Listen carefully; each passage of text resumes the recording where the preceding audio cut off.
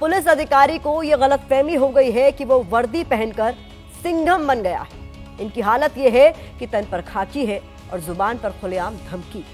इस अधिकारी का नाम अनुज चौधरी है और ये संभल में सीईओ की जिम्मेदारी संभाल रहे हैं। आपको पता है कि इस बार होली का त्योहार 14 मार्च को जुमे के दिन यानी शुक्रवार को पड़ रहा है। रमजान का पाक महीना चल रहा है, ऐसे में जुमे का भी खास महत्व है। अब क्योंकि संभल एक संवेदनशील इलाका है, ऐसे में होली और रमजान के महीने में अराजक तत्व माहौल ना बिगाड़ दें, इसको लेकर पुलिस प्रशासन सतर्क है। लेकिन इस सतर्कता के बीच सीईओ अनुज चौधरी ने एक बयान दिया।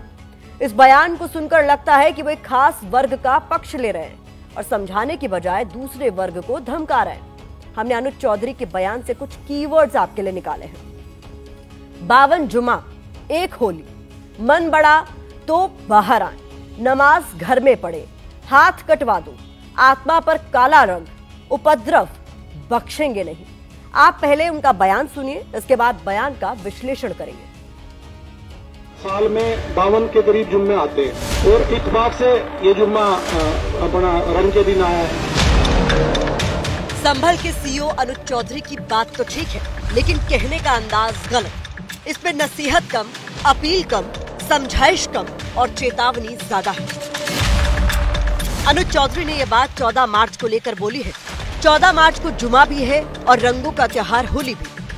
होली का त्योहार और जुमा शांतिपूर्ण तरीके से निकल जाए, इसको लेकर अनुज चौधरी ने पीस कमेटी की बैठक की। लेकिन बैठक में ही अनुज चौधरी 52 जुमा और एक होली वाले बयान से विवादों में आ गए। मेरे ख्याल से साल में 52 के करीब जुम्मे आते हैं एक साल में और इत्तेफाक से ये जुम्मा अपना रंग के दिन आया है। तो मेरा स्पष्ट संदेश ये है, जिस भाई को होली खेलनी हो उस दिन वो बाहर निकले और जिसमें कैपेसिटी हो रंग खेलने की, जिसका बड़ा मन हो वो बाहर निकले, नहीं तो अनावश्यक कोई भी आदमी बाहर ना निकले, अपने बच्चों के साथ रहे, अपने घर में नमाज पढ़े।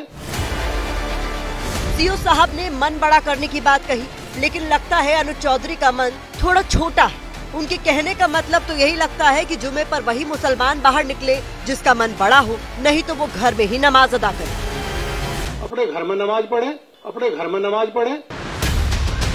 अनुज चौधरी को खुद होली खेलना पसंद है। होली खेलते हुए उनके कई वीडियोस भी हैं, लेकिन लगता है उन्हें काले रंग से परहेज है। तभी तो अनुज चौधरी काले रंग से होते हुए आत्मा तक पहुंच गए। मेरा सोच ये है, रंग से कोई परहेज, रंग से कोई छोटा बड़ा नहीं होता। यदि आपके ऊपर कोई रंग गिर गया तो इसका मतलब नहीं, यदि रंग गिर गया तो फिर तो यदि वो जगह यदि आप लगते हो इतना खराब होगी तो उसे कटवा दो ना उस हाथ को जहां लग रंग गिर गया। रंग आपकी आत्मा पर नहीं गिरना चाहिए ना, काला रंग आत्मा पर नहीं होना चाहिए। संभल के सीईओ अनुज चौधरी ने यह बयान वर्दी पहनकर दिया है। अब सवाल है कि क्या ऑन ड्यूटी कोई बड़ा पुलिस अधिकारी ऐसा बयान दे सकता है जिसमें नसीहत कम और चेतावनी ज्यादा हो? तो इसके लिए हमने उत्तर प्रदेश सरकारी सेवक आचरण नियमावली 1956 देखी, जिसमें नियम 4 में लिखा है कि हर सरकारी कर्मचारी सभी लोगों के साथ, चाहे वो किसी भी जाति, पंथ या धर्म के क्यों न हो, समान व्यवहार करेगा।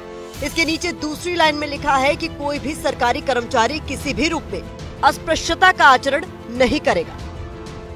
पुलिस अधिकारी हो या कोई अधिकारी हो, अपनी बात संतुलित, परिमार्जित और सबको साथ लेके चलने वाली हो सकती है। अगर आप मरहम नहीं लगा सकते हैं तो बेहतर यह है कि मौन रहें। कोई भी बयान देने से पहले क्या आपको शासन ने अधिकृत किया है मीडिया से बात करने के लिए? और अगर नहीं किया है तो गवर्नमेंट सर्वेंट कॉन्डक्ट रूल्स के ये विरोध में है, दंडात्मक कार्रवाई होनी चाहिए।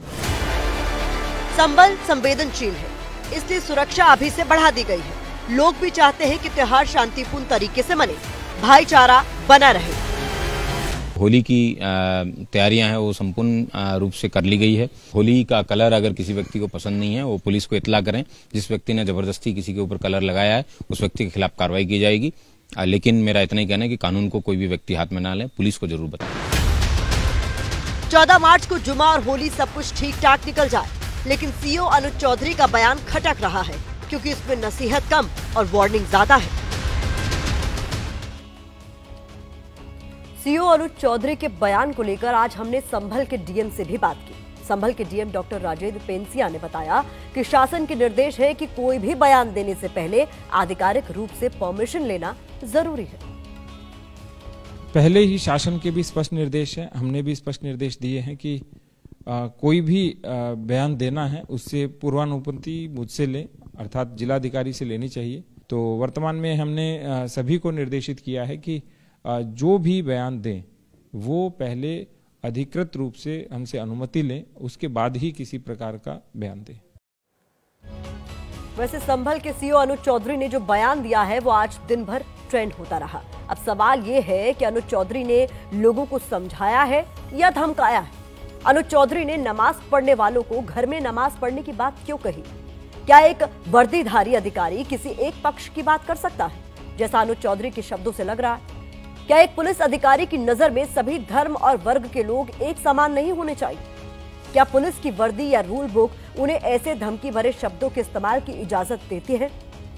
विपक्ष तो यह भी आरोप लगाता है कि अनुज चौधरी पर योगी सरकार की कृपा है। आपको याद होगा अनुज चौधरी का कुछ दिन पहले एक वीडियो वायरल हुआ था जिसमें वर्दी पहनकर सीओ अनुज चौधरी हाथों में हनुमान जी की गदा लेकर एक धार्मिक यात्रा में शामिल हुए थे। उस वक्त भी यह सवाल उठा था कि ऑन ड्यूटी एक पुलिस अधिकारी कैसे धार्मिक यात्रा में शामिल हो सकता है। सोशल मीडिया पर अनुज चौधरी के सैकड़ों वीडियो हैं जिनमें वो दबंग स्टाइल में नजर आते हैं। ऐसा ही एक वीडियो आप इस वक्त देख रहे हैं जहां अनुज चौधरी नेता की तरह हाथ जोड़े किसी कार्यक्रम में पहुंचे थे और उनके आगे पीछे लोगों की भीड़ है। लोग उनके साथ सेल्फी खिंचवा रहे हैं। आज जिस वक्त अनुज चौधरी अपने चेतावनी वाले बयान को लेकर चर्चा में है, उसी वक्त उनके भाई अमित चौधरी की भी एक तस्वीर सोशल मीडिया पर वायरल हुई है। फेसबुक पर उनके प्रोफाइल में ब्लॉक प्रमुख भारतीय जनता पार्टी लिखा है, यानी उनके भाई बीजेपी से जुड़े हुए हैं। अब इसको लेकर भी विपक्ष उनके काम करने के तरीके पर तमाम तरह के सवाल उठा रहा है।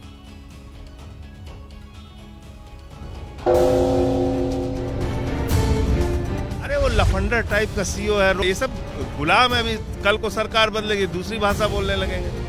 किस मुसलमान ने कहा कि हम होली के दिन डिस्टर्ब करेंगे? अनूप चौधरी ने तो दंगा कराया था। अनूप चौधरी कह रहे थे गोली चलाओ गोली चलाओ, देखा सबने कि नहीं देखा? तो वो उनसे क्या उम्मीद करोगे? जब कभी व्यवस्था बदलेगी तो ऐसे लोग तो जेलों में रहेंगे।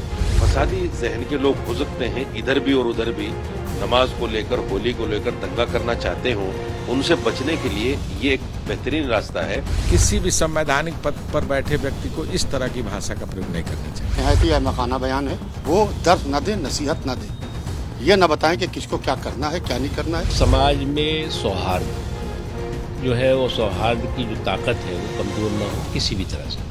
ये सबकी जो है वो सामूहिक जिम्मेदारी है। मुसलमानों से ये अपील करूंगा कि 3 से 4 घंटा होली के दिन बाहर रोड पर गलियों में बिला वजह न घूमें, इससे अमन शांति बनी रहेगी।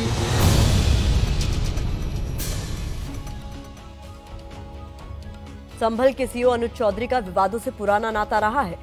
मई 2023 में अनुज चौधरी की समाजवादी पार्टी के नेता आजम खान से बहस हुई थी।